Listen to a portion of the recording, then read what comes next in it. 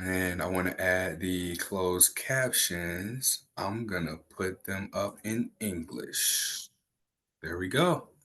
All right, welcome to Something Positive for Positive People. I'm Courtney Brain. Something Positive for Positive People is a 501c3 nonprofit organization that, wait, I wrote it down. I have a new mission statement just approved by the board.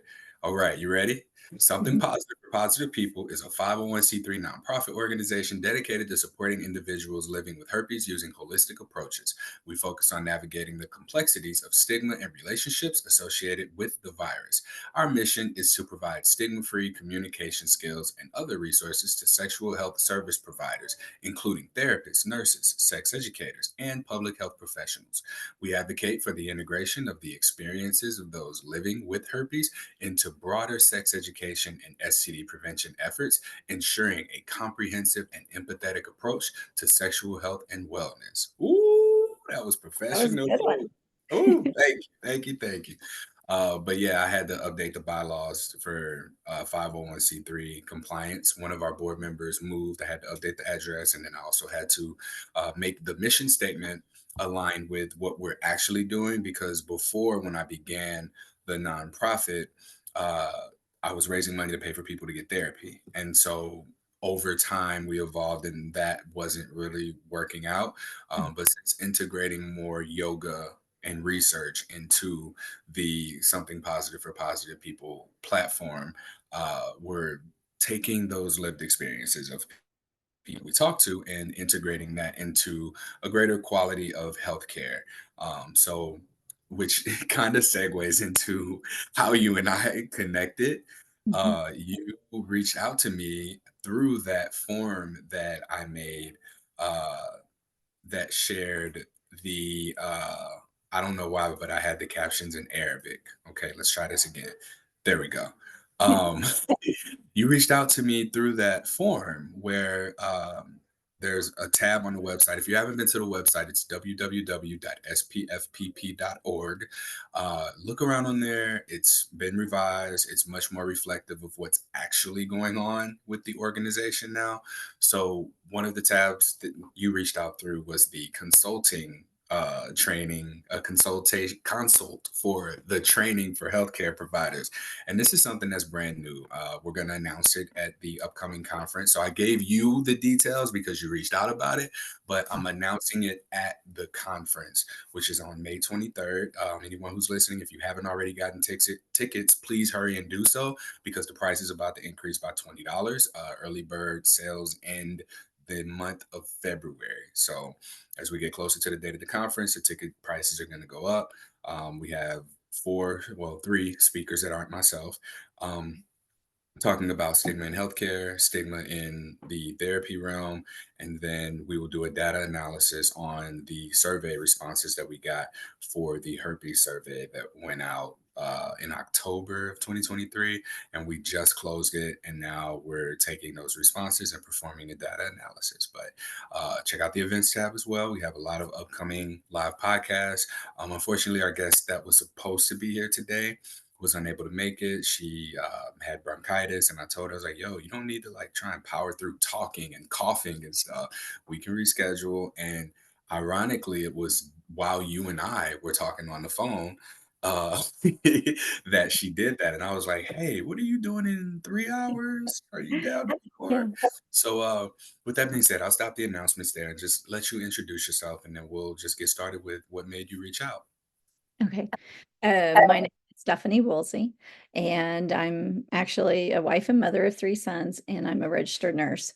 So I had actually seen about what you do on another lady's that I'm a Facebook friend with that we've talked, and she has herpes also, and she tries to help people with herpes. And so it looked real interesting. So I got in and started looking to see.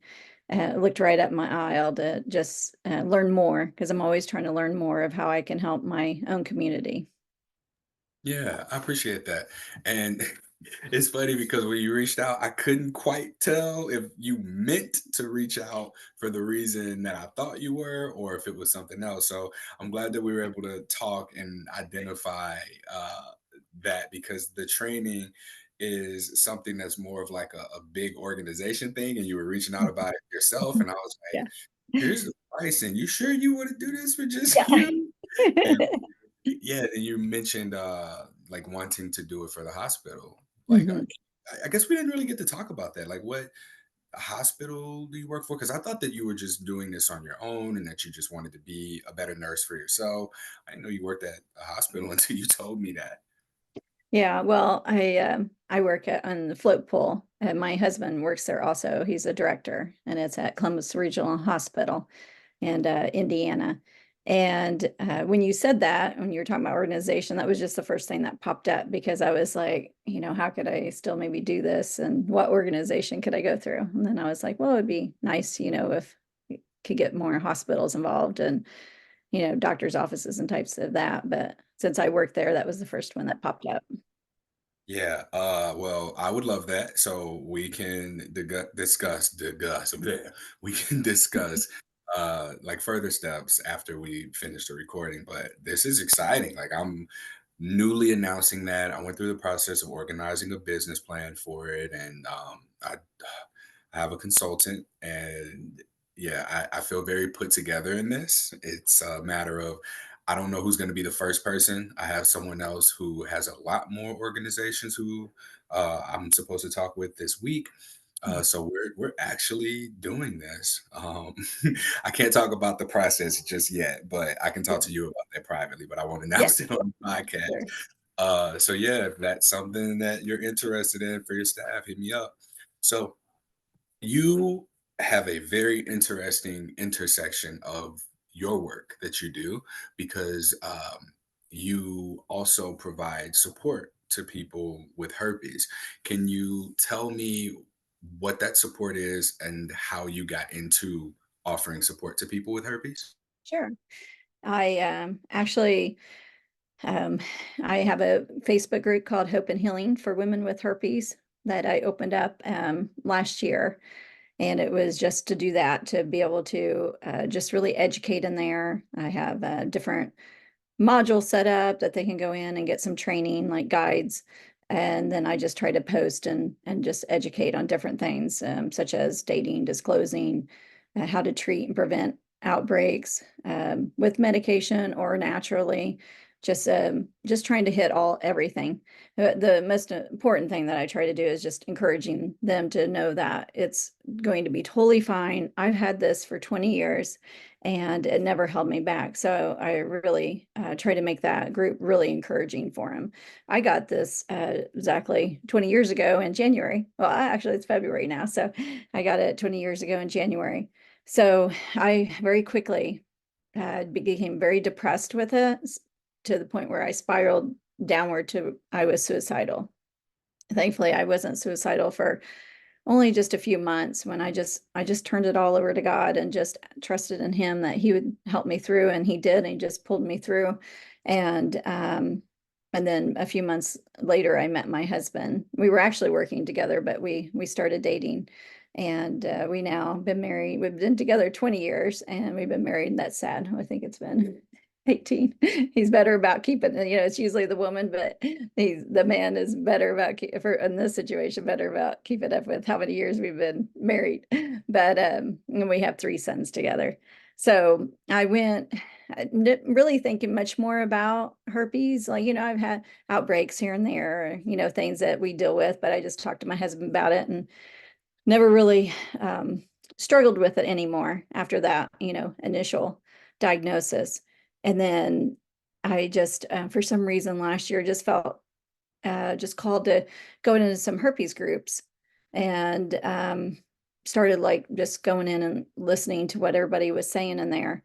And I was just really surprised at how many people were like me, how I was, where they were just really, in that, especially in initial diagnosis, struggling, just depressed, and some even suicidal. And then I thought, why I just really did not want them to feel like that, this was going to hold them back because it never did me. And so I started doing Zoom calls and just, commenting and trying to encourage them and doing one-on-one Zoom calls, then group Zoom calls. And eventually that's what led me into doing my Facebook group, to the point where now I'm looking at doing a podcast down the road, and doing some online coaching to just really help, especially I'm more navigated towards the women, but even the men I'll try to encourage, but just to really help them get through the stigma of, especially in their own mind,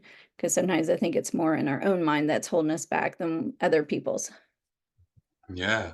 And that's the reason Something Positive for Positive People started back in 2017. I was diagnosed with herpes in 2013 and really didn't find any resources that resonated with me where I was or where I wanted to be for 4 years. And at that fourth year mark was when I found the dating site for people with herpes and got on there and found community. I was dating, and I noticed that there were still people who were talking about suicide ideation. People were wanting to end their lives because of their herpes diagnosis. And when I saw it enough times, I thought, maybe if I just talk to some of these people and hear from their experiences, if we put that out there, this will help keep other people from wanting to end their Right. lives. You're Definitely. definitely on to being on the right path of starting out with seeing that there are people who are suicidal because of their diagnosis, and then for you and your experience, you shared with me that you struggled with some of those thoughts as well, and it sounds like finding faith, finding God was something that helped you with getting through that stage in your life. Is that accurate? Yes, definitely. Yeah. Were you always a person who a person of God, or was that something that Well, I after had yeah, I had gone to church, and, especially as a kid, we go every week, but I had never truly trusted in God before, or really, I think I just had to just that, hit bottom to really finally turn to him and trust in him fully. So he just the peace and love he gave me in exchange was really what pulled me through and just pulled me out of that darkness that I felt. Did you feel like you were being punished for anything? No, I didn't feel punished. No, I know some Christians, I've heard that before from Christians, but I never felt that way. I didn't feel like I was being punished. I felt like I did make a mistake of being with, not waiting until I was married, um, you know, to have sex. So I did feel regret in that, but I didn't really feel punished. I felt like it was just a mistake, and, that it was something that happened on my own terms that I had done to myself. Okay. And the reason that I ask is because I think that a lot of people want to be able to be where you are, but there's something that might be resistant to them in their relationship with God due to feeling as if they're being punished because Yeah. they didn't follow everything that God said, right? And even with that, there are times where our faith is just being challenged, right? So if we're not presented with obstacles to overcome, uh, we can just kind of do our own thing, do what it is that we're doing, right? So I I think that it's useful for people to hear from someone who is of faith and doesn't feel punished Mhm. because of what they did. And there's so much of this space in religion and the shame around sex because it's not really the herpes. Again, like when you got your diagnosis, you said that you didn't feel punished, you just made a mistake, right? And the Right. mistake I'm going to assume is that you shouldn't have been with the person you were with, or you shouldn't have been with the person you were with until you were married. Which of those is more accurate? For me, it was the person I was with completely, because he was not a good guy. I think I was spiraling out of, I feel like, in a way, out of control, where I was just reaching out to any guy instead of waiting and realizing my worth, realizing that I deserved to wait for a good guy, a guy that would treat me well. And I was just any guy that came along who'd give me attention, I felt like was enough. And so it was more of him that I could look back and realize he wouldn't, especially now, I would never have picked him. Now, after I had turned to God, I really saw him more for who he was. And that, he actually found out later that he got married and then left his wife and son and just totally just abandoned them completely. So, he was that type of guy. And I was very thankful that that is what all I end up getting from him because, and I don't have any proof that he was the one, except for I did see a sore later on that, and he tried to explain it away, but I feel like, it was herpes. But, I, could have been that the woman with the son, and that was to me, I realized more long term of having to deal with him. I was able to just let him go and be done with him. Yeah. So what was different between your decision to be with this person and to be with your now husband? Well, I did a lot of praying when my husband and I were dating, asking God to show me if he was the one I should be with, asking a lot more questions, making sure that we were, with our faith in God and just other things like, what we wanted out of life if we aligned with each other and how he was treating me. Whereas so many of the guys I was with, they acted like they wanted to be with me, but they didn't really show it. They would say it, but they would not show it. They would very easily, ditch me for different things. And my husband was very persistent and very, wanted to be with me, all the time and stuff. So I think it was definitely a big difference in their personalities and what they wanted out of life for the both of them. So what I'm hearing in this is that it wasn't that you went for the first person who accepted your herpes diagnosis and your sense of self-worth did not diminish. Mhm. You were vetting for long-term partnership and you were looking for compatibility. That's what I'm hearing. Is that right? Right. Yes, completely. I had set up certain things that I wanted out of life that I had set down and really took time out and that I discussed with him to make sure he aligned with me. Yes, he was not, he was actually the first person that I had two guys that I dated after. The one I never told, and we only went on one date, and then it was my husband. And but I was very cautious with him. We definitely took our time and in the dating, of getting serious or even kissing, even, something as simple as that. We took our time with all of it, and just it was definitely a different world compared to all the guys I had dated in the past.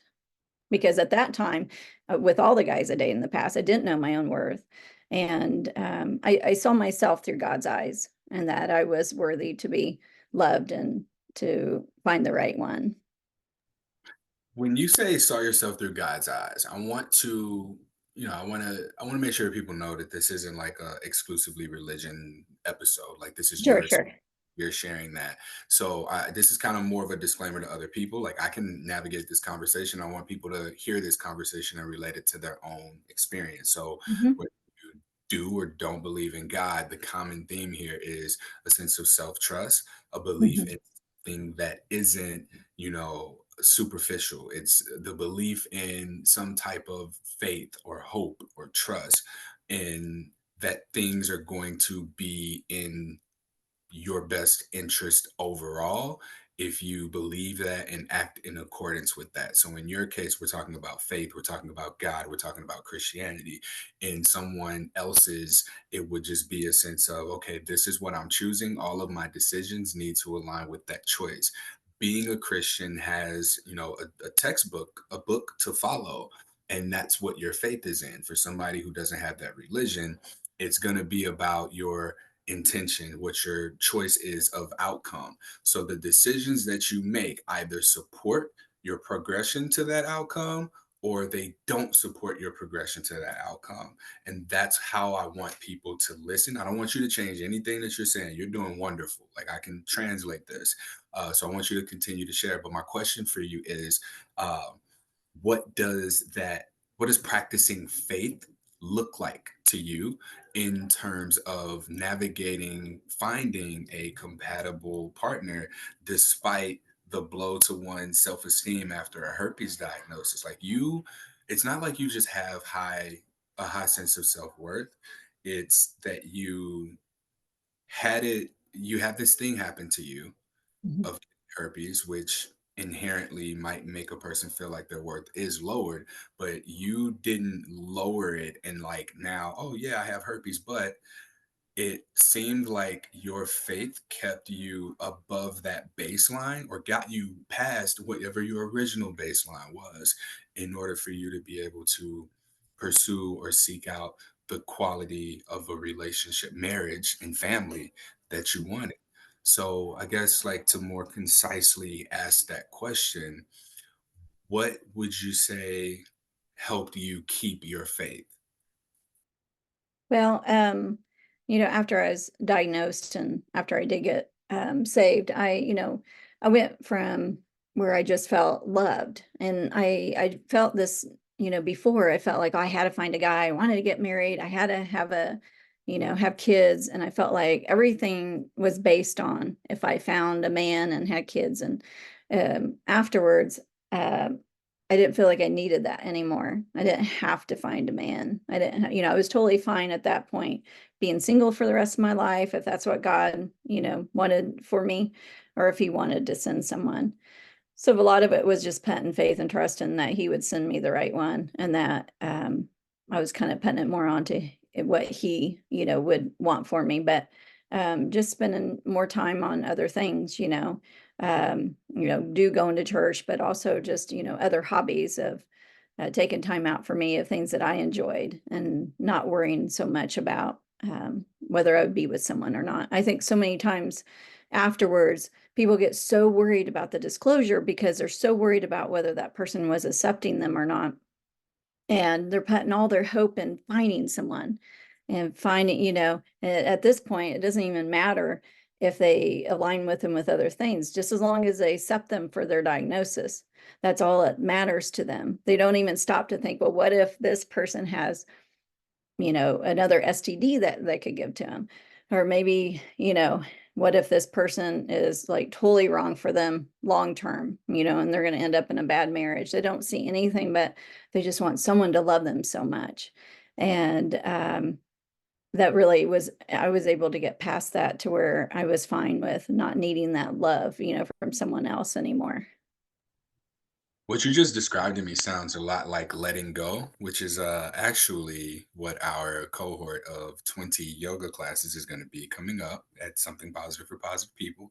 If you visit spfpp.org/yoga, David R. Hawkins' book, Letting Go, is literally about letting go of your emotions in regards to situations, outcomes, and like understanding them, surrendering the emotion so that we alleviate the pressure that attaches us to whatever the outcome might be that we want so that we're removing our resistances to getting said outcome. So when you talked about that just now, I was like, wow, that is a prime example of letting go at its finest. And he even talks about how you don't have to be religious to practice this. And even in religion, you're let go, let God, right? So you are putting your faith in that thing. My question to you is, what does you put your faith into it, right? But what does faith in action look like? It's not like you're saying, God, send me a man if it's meant to be, and I'm just gonna let it go. And then you just kind of sit still. You mentioned doing other things for yourself, but the patience piece, like how do you be patient in putting your faith in something that may or may not exist, that may or may not happen, and then you navigate your day-to-day life and also, you still have something to do on your end in order to get those things that you want. So, what did you do while faith was playing its part behind the scenes? Well, just learning more by, the Bible and just going to church, but also just learning to put my hope into other things also to like, more my job and just the other hobbies, I wasn't just waiting around. I was actually doing things. I wasn't waiting anymore for if somebody came. When you say you weren't waiting around, I want to expand a little bit on that because I think that's kind of what a lot of people do. I hear from a lot of people, as I'm sure you do as well, you know, people wait on someone to come save them.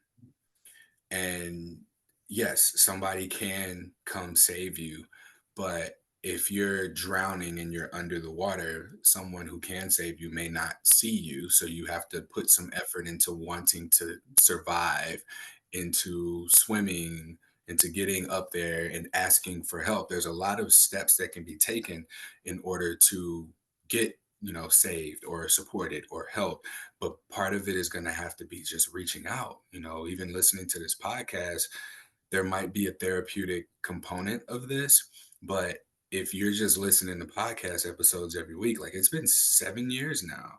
So if you've just been listening to this podcast for 7 years and you haven't taken any sort of like tangible action for getting support, getting help, for making yourself known and making it known that you do need help and that you have needs, faith without any type of action is not going to do anything for you. And anything that happens without any type of action in the direction that aligns with what your faith is, that might be something that causes you more harm if you acquire something that you are convincing yourself is for you by force, rather than your faith and your actions aligning with one another. I always say, challenge your beliefs with your behaviors. So a person who believes that they're not someone worth loving because of their herpes diagnosis, when you go out and you pursue relationships and you date, and then you find that there are people who care about you and love you, that directly overwrites the belief that you have about yourself.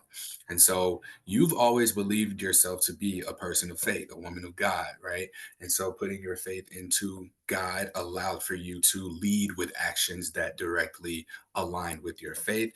And it sounds like that's why so soon you were able to get the outcome that you wanted, rather than putting up any type of a fight between what your beliefs and your behaviors are. Is that accurate? Yes, definitely. Do you have anything more like to say about like that process for you? Because it seems like a hard thing, but like I could tell just by how composed you are, like you're unfazed, unchallenged. Like this is how secure you are in your faith and who you are. Mm. Yeah, yeah. Well, it's so hard to explain, honestly. I mean, I can still just feel that moment of after my diagnosis of when I turned to God and just the love that He surrounded me with. And I think it's that love of, and so many people think God's just this big, ready to judge you and just, destroy you. And that's not what I felt or experienced. It was the love and the peace and the feeling like everything was going to be okay. But it's so hard sometimes to put it into words. There's so many components, so many things that, from that you can go on. But it's also, one thing that I always teach in there, I do if people come into my group, it's not that they're going to have God shoved down their throat where, I'm not that way. I talk about God, here and there, but so much of it is so much of the other things too, where I'm teaching them that you need to take time out. If they are suicidal, do not wait, go to, call the suicide hotline, Oh, go, I heard that yeah, different. If they're suicidal, don't wait. Like hurry up and right, do it. right. No, no, no, no. I'm saying I heard that wrong. Yeah, I yeah. heard. Yeah, yeah, yeah. Sorry. Yeah, go call the suicide hotline, go to the emergency room to Yeah. protect them so that, they don't end up going through with it. So I'm Okay. always teaching them not to, wait, just go get help, so that they don't actually do something to themselves. I also always teach, um, to listen to motivational speakers, to read, books to help them with confidence, to do which is one thing I'll be doing eventually is doing like coaching. There's so many things out there to make you a stronger person, to make you see your worth in yourself. and go take that trip that you've always wanted to do. Make some new friends, or reach out to your old friends, and surround yourself with people that care about you. And don't be afraid to talk to others about it, whether it's a counselor, a trusted family, or or friend. They need to talk to people, and to help them to get through it, and to take time out, not to go straight into the back into the dating world, to take time out for themselves, to get themselves stronger, so that when they do go back and they see their worth, they are more willing to wait for the right one. Yep. Yep. Uh, I'm glad that you're not, shoving religion down people's throat. Yeah. Like that you're sharing your story, you're sharing your experience and Mhm. extending that support to people, because I do believe that religion has such a bad name today, Yeah. for a lot of reasons. And some valid, some are like, come on, like, are y'all serious? Yeah, Apply it. sure, definitely. That's what's so sad. Yeah, so it's just, apply these things because there's so many things to be learned. What you believe in, who you believe in, and in acting in accordance with those beliefs by your behaviors, you'll start to see, that you get what you deserve, not maybe not what you want, but what you deserve. So if it's in alignment for you, then it's in alignment for you. And if it's not, then we have to readjust. Um, uh, I do see in conversations that I have with people who are navigating herpes stigma, there is sort of this need for permission, approval, and for someone to say that are lovable. I talk about identity validation and being able to validate one's identity being super important, for a person who's newly diagnosed, because they don't know themselves anymore aside from their sexuality. And so now that their sexuality has been, hindered due to their herpes diagnosis, their ability to connect with people, have sex, have the relationship they want, they feel like this is who they are now. They are this diagnosis rather than they have this diagnosis. And so I always challenge and encourage people to find out who they are outside of their sexuality, and this is coming from somebody who I've had this for 11 years now, and I'm still learning who I am aside from my diagnosis, especially with this being so much of my identity, this work that I do, through something positive for positive people. This is a lot of who I am, but I've, made it a point to, I believe in what I do. I believe in who I am, but I also make space for doing other things. I enjoy watching anime and attending Comic-Con conventions. I practice yoga. I do enjoy podcasting. I like a lot of self-help and learning about psychology. I enjoy rap battles. I like cooking my own food. I enjoy working out. There's a lot of things there that have nothing to do with sex and sexuality that people can begin to get into in order to validate their identity. And in doing so, herpes, we minimize herpes stigma. And that's because we're prioritizing these other more important, more valuable aspects of our lives. Now, if your sex and sexuality is something that you prioritize, understand that there are still other things that need to be prioritized as well in your being as a human. So that's, sort of my overall message here. And I would like to give you space to share any closing remarks that you might have, or how people can get in contact with you. Okay. Yes, I do have a website that I actually do blogging and um, tell my story. And it also is where you can find my Facebook group, Hope and Healing for Women with Herpes. And also it's Stefanie Woolsey. Um, and it's Stefanie Woolsey, Woolsey. And it should pop up pretty quick because there's not probably a lot of Stephanies out there talking about herpes. um, so I'm That's here. is that Oh, .com? yeah, .com. Yeah. I'd like to get, I'll oh, link go to that ahead. notes as well. Like Okay, I thank told you. I appreciate that. Yeah, I love to do Zoom calls. I'm working on a course right now, How to Live with Herpes. So it'll talk about all the different things, disclosing and all. I do it right now. I do one-on-ones and I do group Zoom calls for free just to help people pull through, especially the ones who are struggling. But I do it twice a week in my group, in my Facebook group, the Zoom calls. I always notify everybody in there when I'm doing one, but also, if someone's really struggling, just needs to talk, I love to encourage and just share my story and just talk people through what they're experiencing so that they can see there is hope on the other side and this will not ever hold them back. That's beautiful. Thank you so much. So www.stefaniewoolsey.com, and I'll link to that because you may not spell it right the first time. All Uh, right. your group is called Hope and Herpes. Is that what the group is called? Yeah, hope and healing for women with herpes. And Healing for Women with Herpes. Got it. All right. Okay.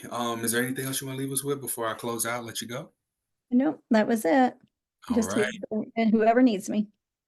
Okay, great. All right, I'm gonna hold you to that. You said free coaching and group calls, so that's what we're gonna say. All right. Um, that concludes this episode of Something Positive for Positive People. Please like, rate, review, share, subscribe to this podcast, and leave a comment under the episode if you enjoyed this. Please. We have the conference coming up May 23rd, 2024. This is on a Thursday, all day from 10 a.m. to 4 p.m. Central Time. Tickets are on sale right now for $55. This is the early bird. If you are someone who wants to sponsor us for the podcast, and please let me know. You can reach out to me directly, Courtney at spfpp.org.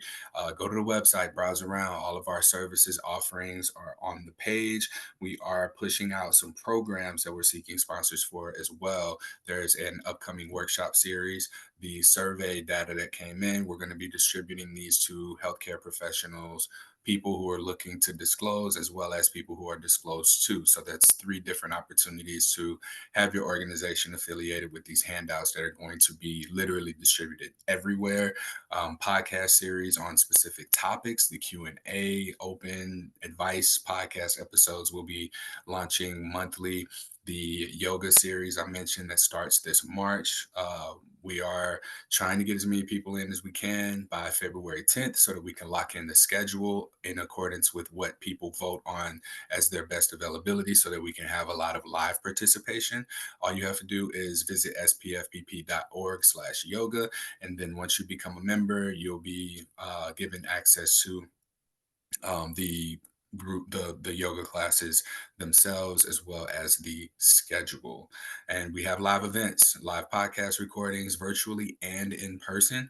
Please, if you see us in your area, hit me up. I am also in the process of making the move for Something Positive for Positive People onto the East Coast. So I'm looking to build community out in New York. So if you're someone who wants to get involved, I am going to be hosting more in-person events out that way to secure more of a sex positive-ish. I don't really like sex positive itself as a word, but more of like a stigma-free community, if you will, that is willing to, advocate and is willing to, be at a higher level of their own diagnosis and being willing and able to offer support to people and make herpes stigma irrelevant and make community more relevant than that so that we can just coexist and enjoy our lives, right?